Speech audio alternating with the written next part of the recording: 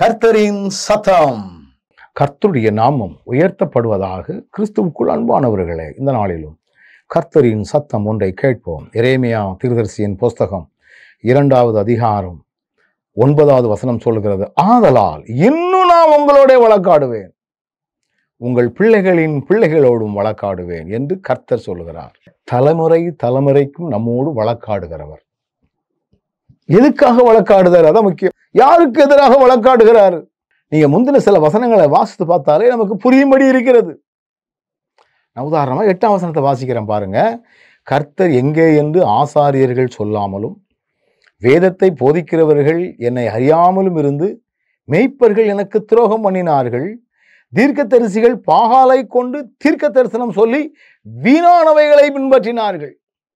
நீங்க பார்த்தீங்கன்னா, வீணானவைகளை பின்பற்றுவதற்கு நமக்கு கற்றுக் கொடுக்கிற தீர்க்கர்கள், தவறான காரியங்களை செய்வதற்கு கற்றுக் கொடுக்கிற தீர்க்கர்கள், இதை நாம் பின்பற்றுவோமே என்றால் ஆண்டவர் நம்மோடு வழக்காடுவார்.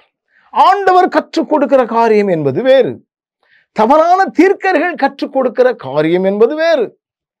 தவறான தீர்க்கர்கள் என்ன கற்றுக் கொடுப்பார்கள்? நீங்கள் எந்த அளவினால் அளக்கிறீர்களோ அந்த அளவினால் உங்களுக்கு அளக்கப்படும். எவ்வளவு தூரத்துக்கு நீங்க காணிக்க கொட்டுன்னு எங்களுக்கு கொட்டுவீங்களோ அந்த அளவுக்கு உங்களுக்கு ஆசீர்வாதம் கொட்டுன்னு கொட்டிட்டு வரும் என்று சொல்லுகிறவர்கள் தவறான தீர்க்கதரிசிகள். ஆனால் உண்மையான தீர்க்கர்கள் என்ன சொல்வார்கள்?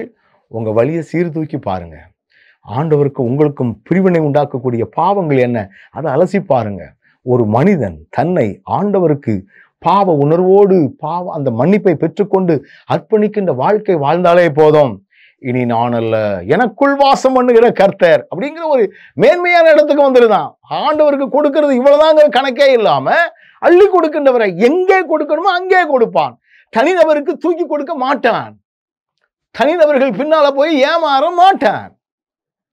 இப்ப வசனம் சொல்லுது, தவறானவர்களுக்கு பின்பற்றதுனால நான் உங்களோட வழக்காடுவேன், அதுவும் உங்க பிள்ளைகளோடும் வழக்காடுவேன் என்று கர்த்தர் சொல்லுகிறார். ஆண்டவர் வழக்காடுனா நம்மால் நிலை நிற்க முடியாது.